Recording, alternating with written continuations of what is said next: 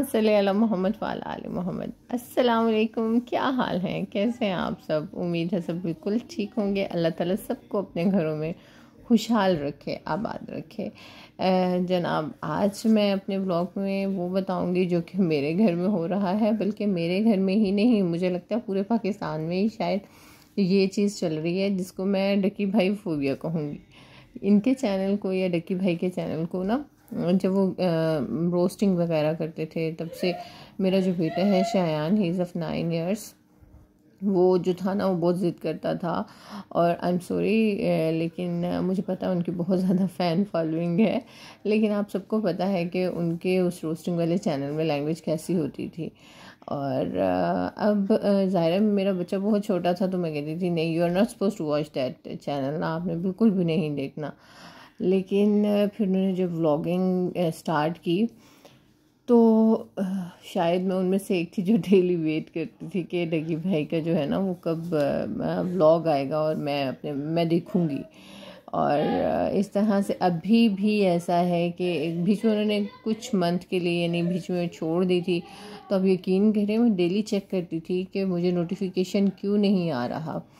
तो अब आजकल ऐसा है कि मुझे लगता है कि पूरे पाकिस्तान को डकी भाई के व्लॉग्स का ना एक फोबिया सा हो गया है, और हम सारे इंतज़ार कर रहे होते हैं कि डकी भाई क्या अपडेट करेंगे, क्या बताएंगे। और माशाल्लाह उनका कंटेंट इतना अच्छा होता है, इतना इंगेजिंग होता है कि हम पूरा व्लॉग देखे बगैर तो रह ही नहीं सकते। और जैसे माशाल्लाह से अल्लाह ताला ने उनको नवाजा हुआ है, तो वो हर चीज़ नई चीज़ों का एडिशन करते हैं, टूर्स पे जाते हैं, इतनी अच्छी व्लॉगिंग करते हैं। और इवन मेरे घर में आपको पता है किचन के बिल्कुल सामने मीडिया वॉल है, तो वहाँ पे हर वक्त उन्हीं के ही व्लॉग्स लगे रहते हैं।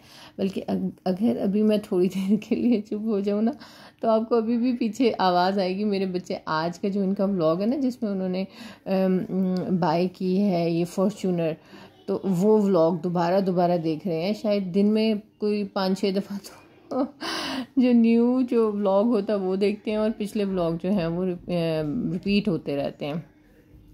इवन मेरी अम्मी आई हुई हैं, जैसे कि मेरे बहुत से व्यूवर्स को या जो मेरे सब्सक्राइबर्स हैं उन्हें पता है कि मेरी कुछ तबीयत ठीक नहीं थी, तो अम्मी आई हुई थी। तो अम्मी को भी इतने दिन देख के ना अब आदत सी हो गई है डकी भाई की। और आज जब जुम्मे के वक्त थोड़ी देर के लिए मैंने बच्चों से कहा थोड़ी देर के लिए जो है ना आप बंद करें इसे और अपने अपने काम करें, नमाज़ पढ़ें। और जब काफ़ी देर गुजर गई और हमने डकी भाई का व्लॉग नहीं लगाया, तो अम्मी इवन कहने लगी कि आज तुमने उस लड़के का ना वो नहीं लगाया, चैनल नहीं लगाया उस लड़के का। तो तो हमने ये है कि बताया, फिर लगाया। फिर अम्मी ने भी, माशाल्लाह अम्मी कहते हैं इन्हें कि इस बच्चे को नज़र न लग जाए कि पहले वो दूसरी गाड़ी ली है और अब ये वाली गाड़ी ली है। मैंने कहा नहीं अम्मी, ये अगर ये नहीं बताएंगे तो वही बात है कि लोग कैसे देखेंगे। हम लोग जो मिडिल क्लास लोग हैं वो चीज़ें ये बाय नहीं कर सकते। तो ये है कि हम इस लग्जरी लाइफ को, ये फैंटेसी, हमें इसमें बड़ा मज़ा आता है देखने में, और अल्लाह ताला उनको नसीब करे। अच्छा, यहाँ पे ना मैंने अम्मी से कहा कि अम्मी, हम अक्सर छोटे होते थे या हमारे गांव में ऐसे होता है, जब वगैरह शादी वगैरह होती थी तो दुल्हन वापस जाती थी ना, तो उसको ना ये बेसन की मिठाई, सूजी की मिठाई बना के दी जाती थी। तो मैंने अम्मी से कहा, मैंने कहा अम्मी आप ना मुझे अपने हाथ से वो सूजी की थोड़ी सी मिठाई बना के दे दें और मैं उसको खाऊंगी ना।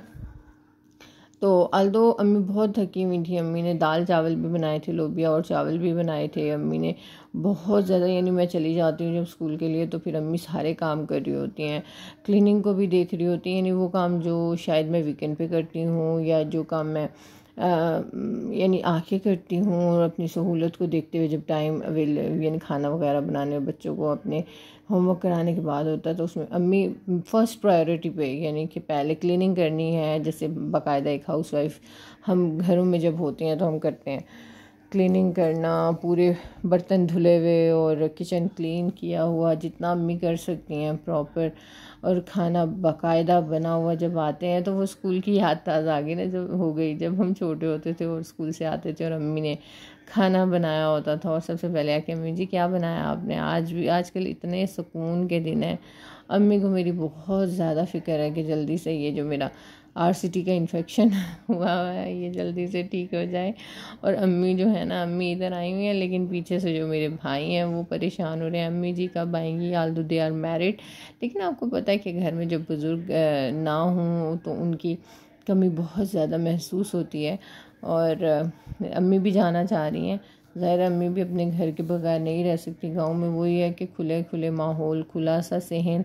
अब हमारे घर तो सहन वाले हैं नहीं हैं, लेकिन फिर भी ये है कि अभी जब तक मेरी तबीयत ठीक नहीं हो जाती, डॉक्टर का विज़िट नहीं हो जाता, तब तक तो अम्मी बिल्कुल भी नहीं जाएंगी। एंड वो वेट कर रही हैं और मुझे समझाती रहती हैं, तुम ये चीज़ इधर से खाओ, इधर से इस साइड से खाओ, दूसरी साइड से नहीं खाना। वो जो होती हैं ना, जो अम्मी केयर करती हैं बहुत ज़्यादा, हर खाने के बाद बाकायदा, अच्छा हाँ अब जाके आप नमक वाले पानी से कुल्ली कर लो, पानी बहुत ज़्यादा गर्म नहीं होना चाहिए। और ये माँ ही होती है जो सबसे ज़्यादा जो है ना वो ख्याल करती है, एहसास करती है। और जो डकी भाई हैं ना, उनको शायद अपने माँ बाप की दुआ है कि अल्लाह ताला ने उन्हें इतनी ज़्यादा इज़्ज़त और कामयाबी दी है। बस अल्लाह ताला उन्हें नज़र बद से महफूज रखे। आप रेसिपी को साथ साथ देखते जाइएगा, बहुत ईजी है। शीरा बनाया है और सूजी को अम्मी ने फ्राई किया था। आप देसी घी, मक्खन या ऑयल जिसमें भी चाहे आप फ्राई कर लें, और जो आपने नट्स डालने हैं आप उसमें भी फ्राई करके डाल सकते हैं, और इलायची का पाउडर डाल के। और इसमें भी ये जो शीरा है ना, 1-2 तार का ज़रा थिक होना चाहिए, और इसमें भी थोड़े से नट्स डाल दें, बेशक आपने ड्राई रोस्टेड हों जो भी। और आपको पता है कि जो शीरा है उसमें आप जब तक लीमू नहीं डालेंगे तो आपकी जो मिठाई है ना, या ये सूजी का आप इसके लड्डू की कोई सी भी शेप दे सकते हो, वो बहुत सख्त हो जाएगी। और अगर नरम रखना है तो शीरा गाढ़ा भी होना चाहिए, 1-2 तार का जो होता है, और साथ में उसमें आपने लीमू तो ज़रूरी डालना है ताकि उसकी क्रिस्टल्स ना बने। जिस भी पैन में डालना है उसको अच्छी तरह ऑयल से, घी से या मक्खन से आप ग्रीस कर लें। और जो भी ऊपर नट्स डालने हैं या ऊपर आपने चांदी वर्क लगाने हैं, सिल्वर पेपर वगैरह, जो भी आपने करना है, एडिबल जो होता है आप उसको करें। थोड़ी देर के लिए फ्रिज में रखें। हमसे तो सुकून हो नहीं पा रहा था, स्पेशली मुझसे जिसको खाना ही नहीं है मीठी चीज़ें या ऐसी चीज़ें, मुझे बिल्कुल नहीं, डर लगता है ना। डॉक्टर ने तो खैर मना नहीं किया, वो कहते हैं आप खाएं, लेकिन यह कि सख्त चीज़ें तो ज़ाहिर है एक कॉमन सी चीज़, कॉमन सेंस है कि नहीं खाना चाहिए। इतनी सख्त नहीं थी, नरम थी, तो खैर इतना इंतज़ार नहीं हुआ, मैंने तो खैर खाना शुरू कर दिया था। और इसमें बड़ी प्यारी खुशबू आ रही थी, क्योंकि अम्मी ने इसको मक्खन में वो किया था, सूजी को फ्राई किया था और इसकी बेस में भी मक्खन लगाया था, तो वो बड़ा अच्छा सा खुशबू और एक जायका था। और इसके बाद अम्मी ने उसको हटाया जब, तो इतनी अच्छी डायमंड शेप नहीं रही थी, क्योंकि वो बहुत नरम नरम सी थी। तो अम्मी ने बाद में उसके कुछ के लड्डू बना दिए थे, लेकिन जायका बहुत अच्छा था।